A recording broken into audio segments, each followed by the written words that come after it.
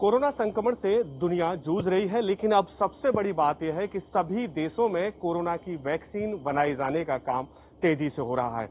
Vaccine बनने के बाद अब वैक्सीनेशन को लेकर के तमाम इंतजाम किए जा रहे हैं।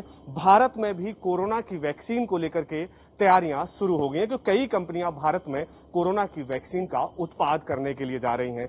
कई ट्रायल हो चुके हैं और ऐसे में अब कोरोना वैक्सीन को कैसे स्टोरेज किया जाएगा जिससे उससे से ज्यादा बेहतर रिजल्ट आ सके। अब ऐसे में आगरा में कोरोना की वैक्सीन के स्टोरेज के लिए जालमा संस्थान से केंद्र सरकार और स्वास्थ्य मंत्रालय ने संपर्क किया, तो यहां पर कोरोना की वैक्सीन को स्टोरेज किया जाएगा।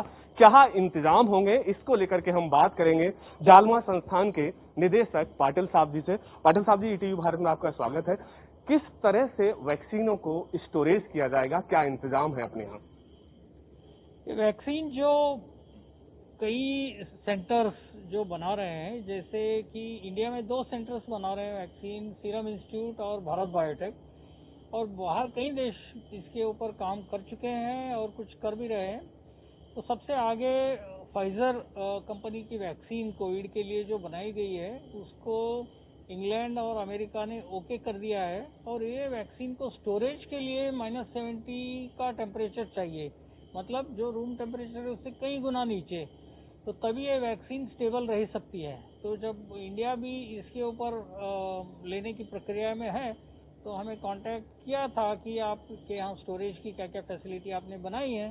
तो इसके लिए हमने, जैसे ये है -86 डीप फ्रीजर, ये सिर्फ कोविड के लिए ही बनाया है हमने।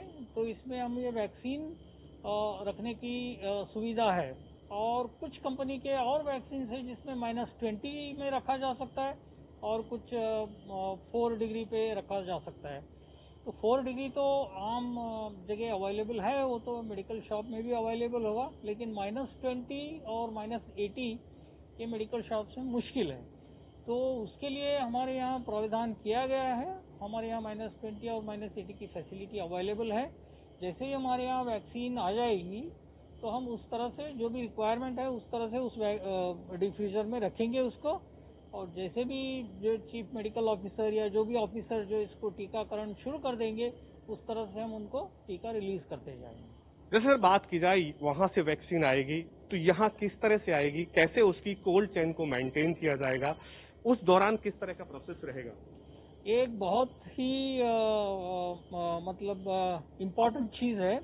जैसे ये वैक्सीन थोड़ा भी टेम्परेचर में वो नाकाम हो जाती है, फिर बाद में हमें गलत उसके रिजल्ट आ सकते हैं। इसलिए सप्लायर्स जो कंपनी है, बाहर की कंपनी, उसको ड्राई आइस बॉक्स में, थर्मोकोल बॉक्स में अच्छी तरह पैक करके ड्राई आइस में डाल के भेजते हैं, जिसका -80 से और कम टेम्परेचर होता है।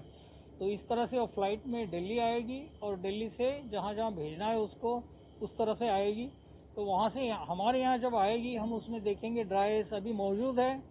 तो ड्राई आइस जब मौजूद होगा, तो उसका मतलब ये है कि ये वैक्सीन ठीक ठाक पहुँच गई है। तब हम इमीडिएटली इसको हमारे डीप फ्रीज में रखेंगे, और जैसे ही रिक्वायरमेंट हो उस तरह से हम एक एक बॉक्स निकाल के रिलीज करेंगे। जैसे इस दौरान सर तमाम ऐसी चीज होगी जो कोल्ड चेन मेंटेन नहीं होगी। अगर कोल्ड चेन मेंटेन नहीं होती है, हमारे पास एक भी ऐसी वायल आती है, उसका फिर किस तरह से डिस्ट्रॉय किया जाएगा, क्या इंतजाम रहेगा उसके लिए? अभी फिलहाल तो कोल्ड चेन मेंटेनेंस हो सकता है, गवर्नमेंट ऑफ इंडिया अपने कोई अधिकारी लोगों को भेज के चेक करा लेगी कि ये कोल्ड चेन प्रॉपर है या नहीं। तो रीचेकिंग में वो पता चलेगा कि ये ठीक ठाक है या नहीं। जैसे हमने रिकॉर्ड रखा है कि कई दिनों से बराबर टेम्परेचर दिखा रही है, तो इस तरह से रखने के बाद में उसमें कोल्ड चेन में कोई कमी आने की कोई शक्यता नहीं है। जैसे एक वाइल कोल्ड चेन से नीचे आएगी ऐसे तो कोई नहीं है, क्योंकि पूरे वाइल्स अंदर रखे जाते हैं, उसके बाद में वो वहाँ ले जाके इमीडिएटली उसका टीकाकरण किया जाएगा। अगर हम जालमा की बात करें, तो इस दौरान कितना स्टोरेज जालमा संस्थान में हो सकता है, जहां से सप्लाई की जाएगी आसपास के जिलों में या आगरा के लिए? जैसे हमने बताया है, ये जो -20 है हमारे यहाँ 400 लीटर के हैं। हमने 2 400 लीटर के यहाँ कोविड के लिए रखे हुए हैं। अगर ज़रूरत पड़ी तो और एक भी बना सकते हैं दूसरे में शिफ्ट करके। और ये 800 के करीब वाला है, ये -80 के लिए है। तो यहाँ सफिशिएंट नंबर रख सकते हैं हम वैक्सीन के। अब जब ये वैक्सीन जालमा में रहेगी तो इसकी सुरक्षा को लेकर के किस तरह की व्यवस्था की जाएगी? ये वैक्सीन तो सरकार ने बताया कि सबको हम दे देंगे, और अगर ऐसी कोई घटना घटने की कोई प्रक्रिया भी अगर शुरू हो जाए तो हमारा ये इंस्टीट्यूट जो संस्थान है, हमारे यहाँ सिक्योरिटीज लगे हुए हैं और सीसीटीवी लगा हुआ है। हमारे यहाँ 32 सिक्योरिटीज हैं जो राउंड द क्लॉक काम करते हैं, और सीसीटीवी भी लगाया गया है जिससे इस तरह की कोई हरकत नाकाम की जाएगी।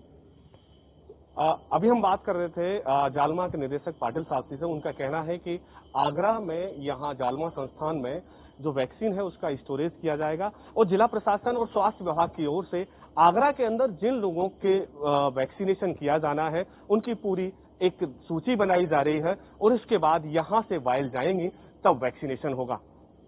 आगरा से ईटीवी भारत के लिए श्यामवीर सिंह।